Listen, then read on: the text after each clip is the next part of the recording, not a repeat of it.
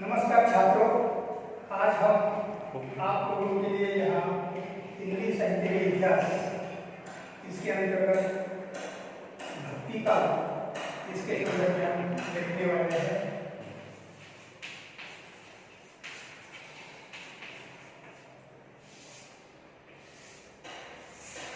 भक्ति का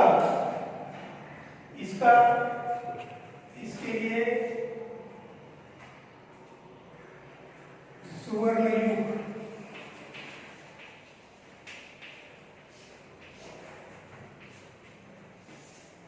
युग कहा जाता है। इसका जो कालखंड है, भक्ति काल का कालखंड आचार्य रामचंद्र शुक्ल जी ने जो कालखंड बताया है, इसका कालखंड है 1375 से 1700 तक का ये कालखंड है। इसके अंतर्गत भक्ति काल में हमें जो धाराएं इसके अंतर्गत चली है, दो धाराएं इसके अंतर्गत प्रमुख दो धाराएं हैं। इसमें पहली धारा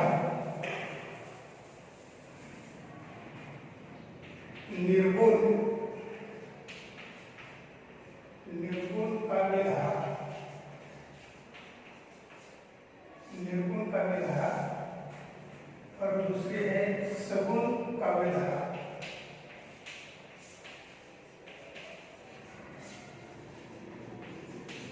सगुण काव्य धारा ये दो प्रमुख काव्य धाराएं इसके अंतर्गत है। निर्गुण काव्य धारा को संत काव्य धारा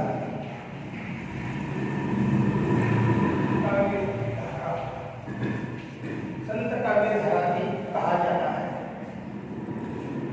निर्गुण के अंतर्गत हमें और दो धाराओं का अध्ययन इसके अंतर्गत है।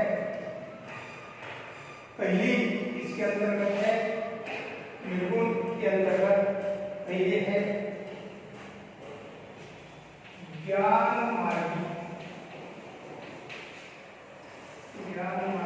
काव्य धारा।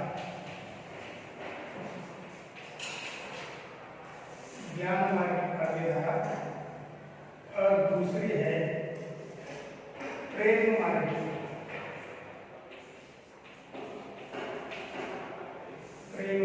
काव्य धारा। ये धारा ज्ञान मार्गी और प्रेम मार्गी काव्य धारा, इसके अंतर्गत एक प्रवर्तक के रूप में देखा जाए तो ज्ञान मार्गी काव्य धारा के प्रवर्तक के रूप में कबीरदास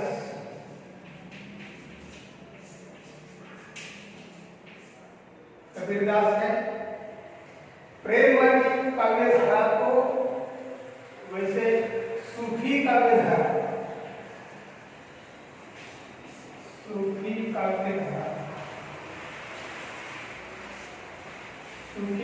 धारा भी कहा जाता है और इसके प्रवर्तक के रूप में जायसी है।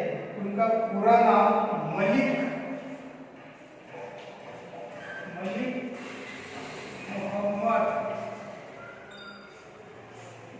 मोहम्मद जायसी।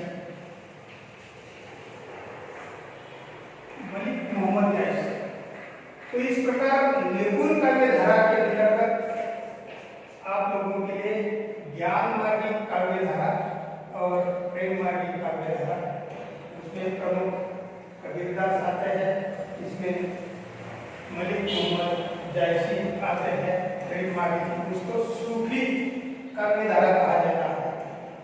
यानी सूफी यानी सफेद चौथराया पर बैठने वाले ऐसे लोग, सफेद इसके संदर्भ में कहा जाता है, जो आपस में अच्छे गुण दूसरों को देने का प्रयास इस प्रकार करते हैं। तो इस प्रकार इसके अंतर्गत निर्गुण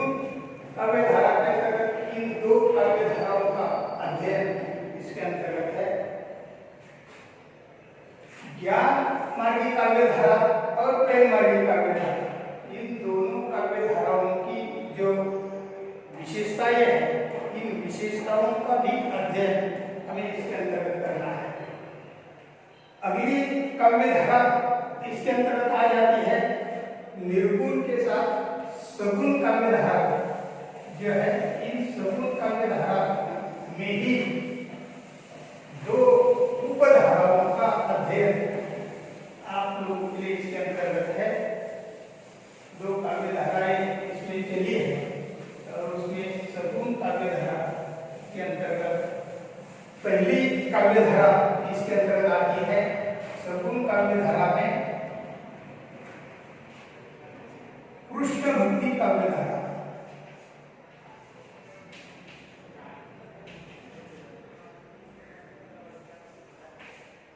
कृष्ण भक्ति काव्य धारा, कृष्ण भक्ति काव्य धारा। और इस कृष्ण भक्ति काव्य धारा के प्रवर्तक के रूप में सूरदास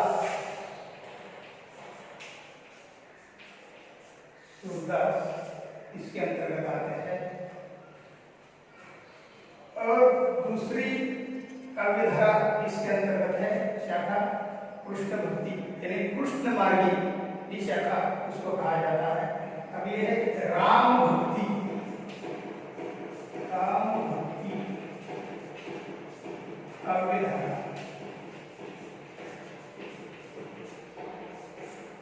राम भक्ति काव्य धारा और इसके प्रवर्तक के रूप में राम भक्ति काव्य धारा के अंतर्गत आ जाता है। इसके प्रवर्तक जायसी,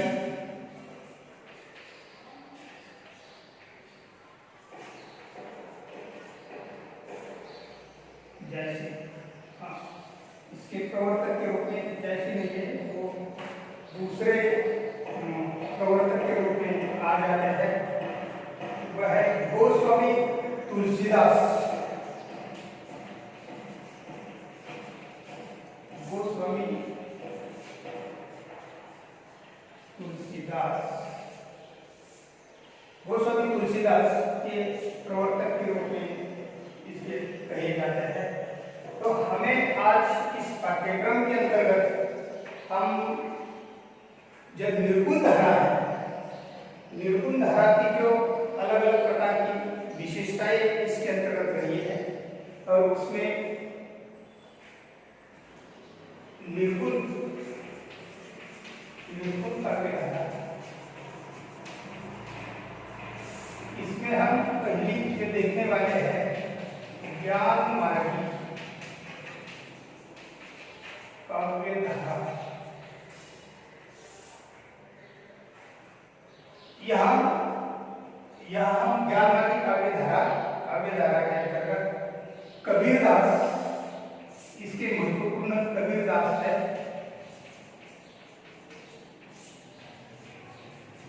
कबीरदास ज्ञान मार्गी काव्य धारा, इसके अंतर्गत जो विशेषताएं इसके अंतर्गत बताई गई है, कुछ विशेषताओं को मैं आप लोगों को इसके अंतर्गत बताना चाहता हूँ। जैसे कबीरदास इसके संदर्भ में ज्ञान के आधार पर जो भी बातें करते हैं, जैसे वो कहते हैं पोथी पढ़ी पढ़ी पंडित बयान कोई, ढाई अक्षर प्रेम के पढ़े सो पंडित होई। यानी कबीरदास इसके माध्यम से ये कहते हैं, यानी पोथी पढ़ने से व्यक्ति बहुत बड़े, ग्रंथ पढ़ने से बहुत बड़े विद्वान नहीं होते, लेकिन प्रेम के साथ दूसरों के साथ जब वो कहते हैं, बोलते हैं, वही पंडित होते हैं। यानी इस प्रकार ये कबीरदास इसके अंतर्गत कहते हुए हमें दिखाई देते हैं। तो इस काव्य धारा की कुछ प्रमुख विशेषताओं का अध्ययन हमें इसके अंतर्गत करना है। पहली विशेषता इसके संदर्भ में हम कई आप लोगों के लिए यहाँ लिखता हूँ। काव्य धारा की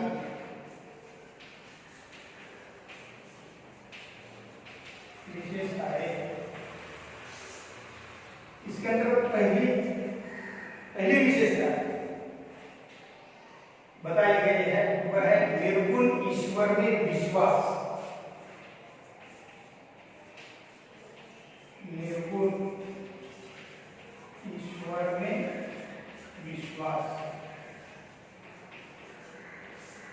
निर्गुण ईश्वर में विश्वास।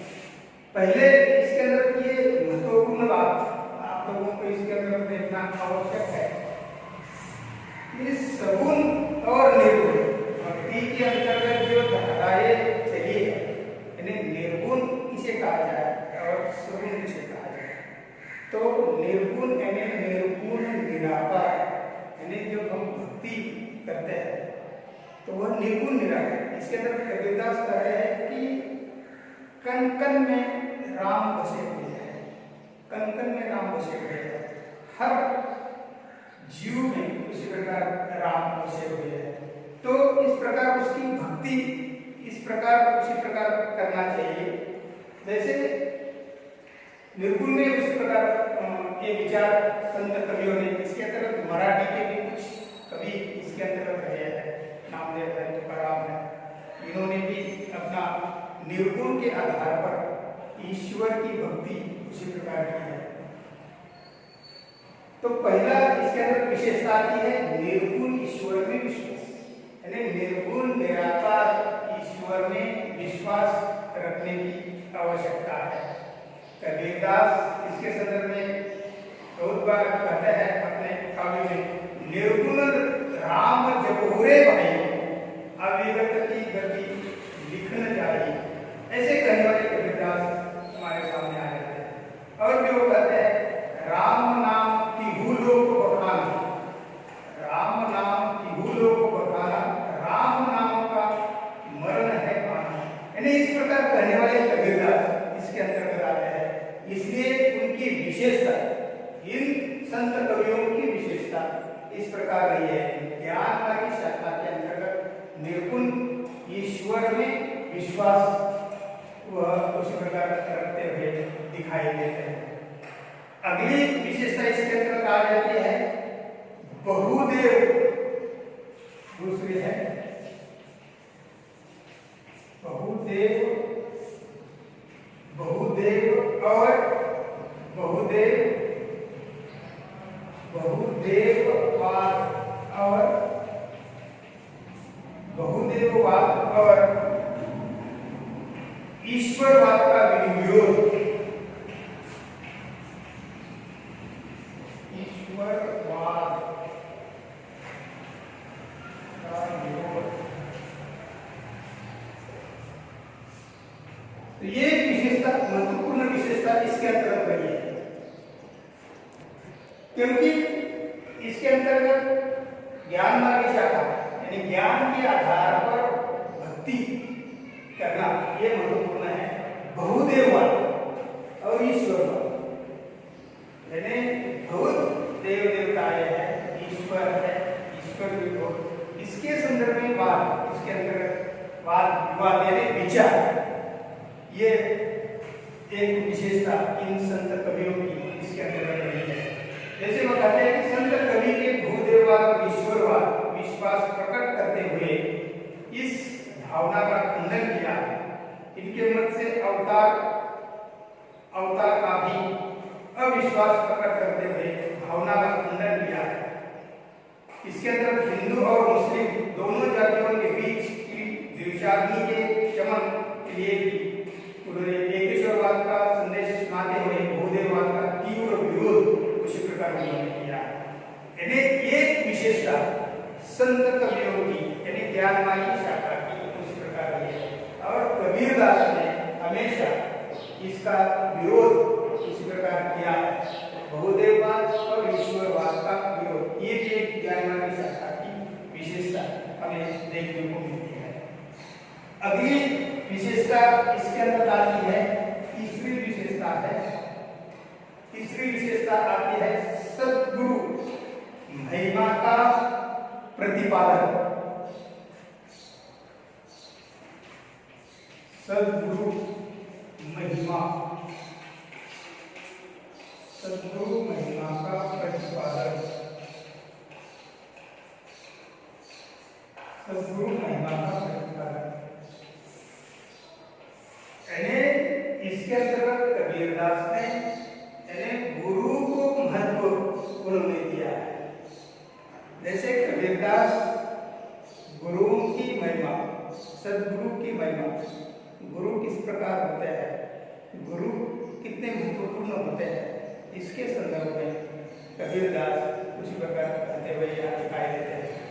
एक दोहे में कबीरदास ने इस प्रकार कहा है, गुरु गोविंद दो कड़े काके लागू पाओ, यानी बलिहारी देव बता, यानी इस प्रकार कहने वाले कबीरदास, यानी गुरु गोविंद दो कड़े, जैसे कबीरदास कहते हैं कि मेरे सामने गुरु भी है और ईश्वर भी है, दोनों सामने है, गुरु है ईश्वर है। गुरु गोविंद दो खड़े काकी लागू, यानी इसके मैं पहले पैर छूऊंगा, इसके मैं पैर छूऊंगा। तो कबीरदास कहते हैं कि मैं पहले गुरु के पैर छूऊंगा, यानी गुरु के पहले दर्शन ले लूंगा। क्यों क्यों कहते हैं? क्योंकि इस दुनिया में ईश्वर है, इस दुनिया में ईश्वर है, ऐसे बताने वाले हमारे गुरु ही है, यानी गुरु ही इसी प्रकार को बताते हैं कि इस दुनिया में गुरु है, ईश्वर है। इसलिए कबीरदास का ये दोहा गुरु सदगुरु की महिमा का प्रतिपादन, यानी सदगुरु उसको उसी प्रकार कहा जाए, ऐसे वो कहते हैं। इसलिए उन्होंने ये दोहा आप लोगों के सामने दिया है, गुरु गोविंद तो हो खड़े काके ना हो पाए, बोले हरे गुरु अपने जीवन गोविंद दियो बताए, यानी इस प्रकार गुरु को ही भगवान मानना, ये इसके अंदर महत्वपूर्ण है। ये तो विशेषता ज्ञान मार्ग शाखा की उसी प्रकार रही है, महत्वपूर्ण विशेषता इसके अंदर है। बहुत सारे इसके अंदर बताने के लिए है, लेकिन ये आप लोगों के लिए महत्वपूर्ण हो सकता है। अगला महत्वपूर्ण एक अगली विशेषता इसके अंतर्गत आ जाती है, 4 नंबर की वह विशेषता है। इन विशेषताओं का अध्ययन आप लोगों के सामने किया है। और अगली चौथी विशेषता इस प्रकार है, जाति पाति के भेदभाव का विरोध। चौथी विशेषता है जाति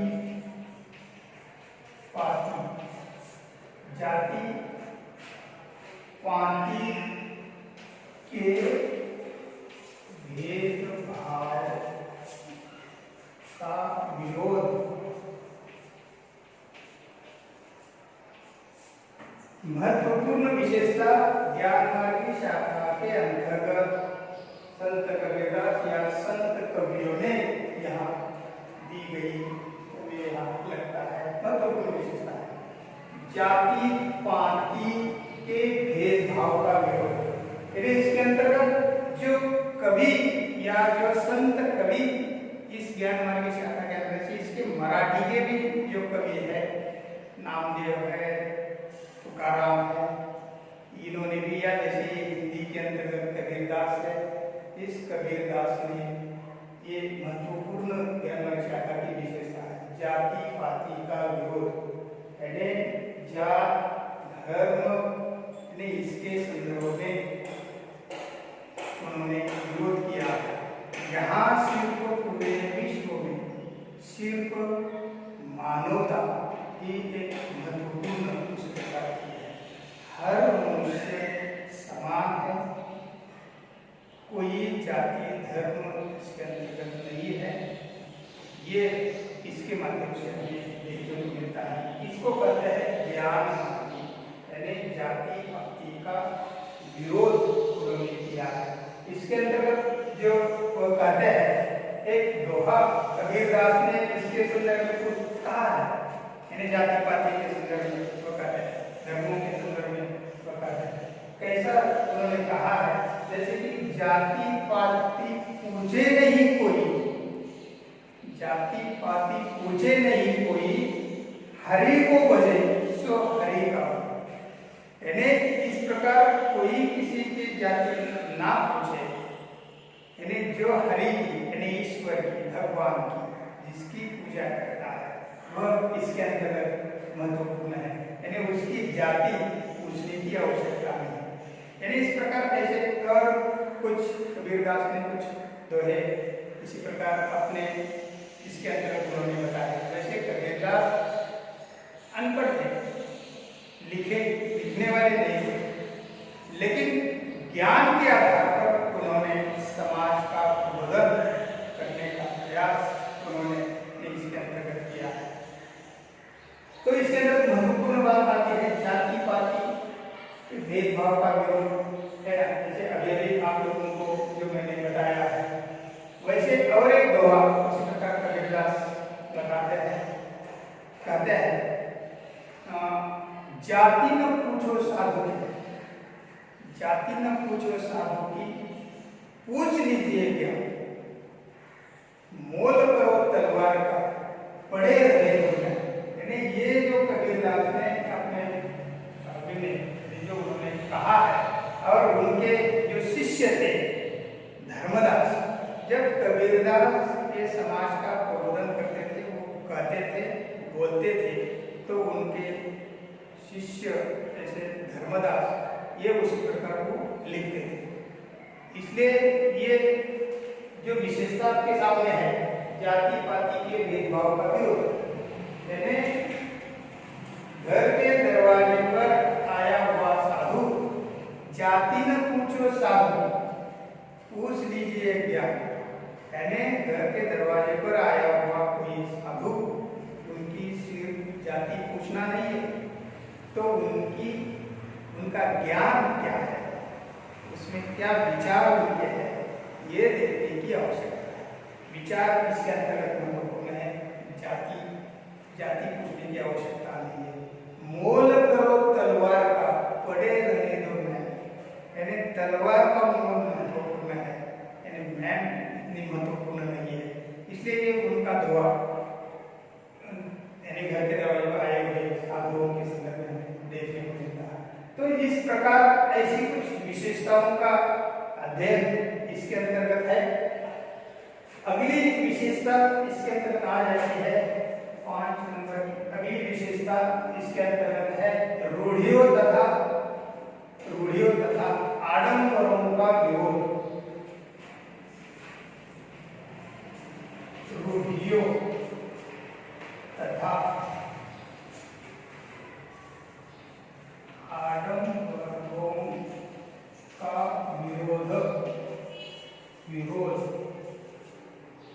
रूढ़ियों तथा आडंबरों का विरोध, यानी जो रूढ़ी परंपराएं जो हमारे देश या विश्व में है, यानी इसका प्रखर विरोध संत कवियों ने किया है। संत कवियों ने किया है, यानी हिंदी के माध्यम से कबीरदास ने किया, ऐसे मराठी में तुकाराम, संत तुकाराम ने किया, संत नामदेव ने इस प्रकार किया। उसी प्रकार यहाँ रूढ़ियों का, यानी रूढ़ी परंपराएं जो है, तो इस प्रकार कबीरदास ने इसके अंतर्गत जो धर्म है देश में, जैसे हिंदू धर्म है, बौद्ध धर्म है, सिख धर्म है, मुस्लिम धर्म है, अलग अलग धर्म है, अलग अलग धर्मों की अलग अलग परंपराएं इसके अंतर्गत है। लेकिन जो उसमें रूढ़ी है, अड़ंग यानी अंधश्रद्धाएं इसके अंतर्गत की हुई है, इन अंधश्रद्धाओं का, रूढ़ियों का इन संत कवियों ने प्रखर विरोध उसके अंतर्गत किया। यह विरोध अत्यंत महत्वपूर्ण है, लेकिन आगे चलकर यदि इन संत कवियों को आगे आने नहीं दिया और वह वैसे ही उस प्रकार रहे हैं, ऐसा लगता है। ये एक उनके काव्य की, उनका जो लिखा गया, वैसे कि कई बार ये हमारे लिए आज भी हम जब उनके दोहे जब पढ़ते हैं, ऐसा लगता है कि हमारे लिए आज के जीवन में एक प्रासंगिकता, एक प्रासंगिक हमारे लिए बदलता है। तो इस प्रकार रूढ़ियों तथा बाह्य आडंबरों का विरोध, इसके अंतर्गत कुछ ऐसे धर्मों के अंतर्गत आने वाले कुछ दोहे उस प्रकार उन्होंने बताया। जैसे कि मुस्लिम धर्म के संदर्भ में संत कबीरदास, वह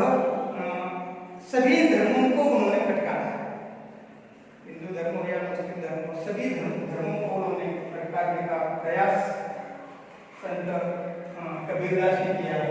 जैसे ये रूढ़ी तथा भैया इसके अंदर कबीरदास कहते हैं मुस्लिम धर्म के संदर्भ में, बकरी पाती खात है ताकि काढ़ी खान, जे जन बकरी खाता है तिनको कौन हवा। यानी इस प्रकार कबीरदास ऐसे कई उसी प्रकार कहते हैं जो भी लोग इस समाज में होते हैं, बकरी पाती खाता है ताकि काढ़ी खान, जे जन बकरी खाता है तिनको कौन हवा।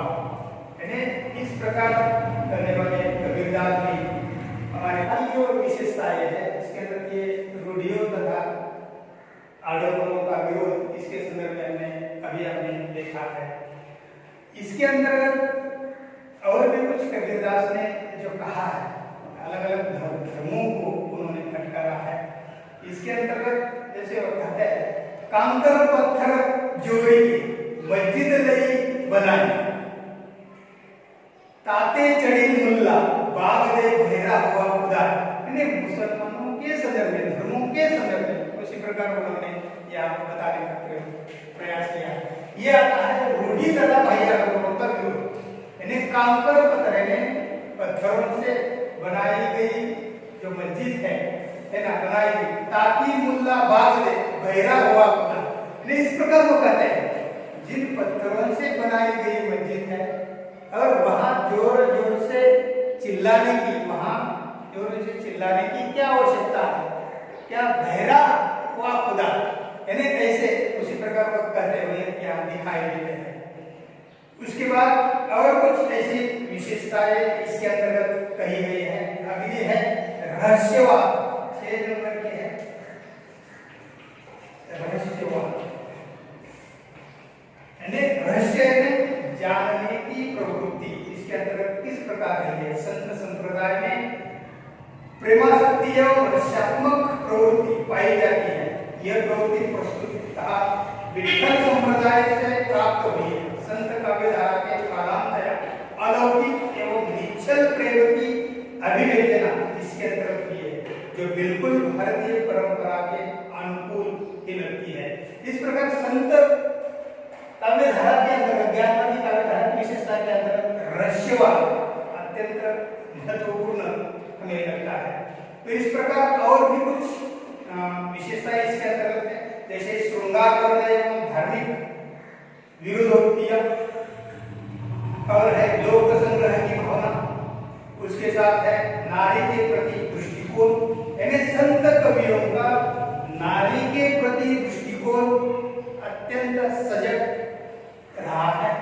नारी के संदर्भ में दृष्टिकोण उनका अच्छा रहा है। जैसे कहा जाता है कि संत कवियों ने नारी को माया का प्रतीक मानकर और साधना उसे बाधक समझकर उसकी निंदा भी उसी प्रकार की है।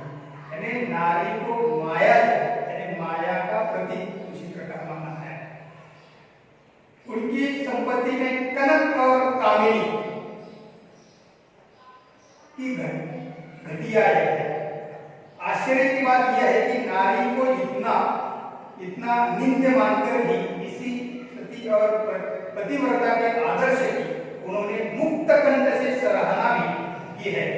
और इस संदर्भ में कबीरदास कहते हैं, एक दोहा कबीरदास ने इसके संदर्भ में कहा है। वह कहते हैं, पतिव्रता मैली बनी काली उचित कुरूप। ऐसे कहने वाले कबीरदास यहाँ है। पतिव्रता के रूप में वो चारों ओर कोटि कोटि स्वरूप उसी प्रकार को करने वाले कबीरदास इसके अंतर्गत। इसके अंदर हमारी अंतिम संत काव्यधारा के ज्ञानमान की शाखा काव्यधारा की विशेषताओं के अंतर्गत अंतिम एक विशेषता वह आ जाती है माया से सावधानता।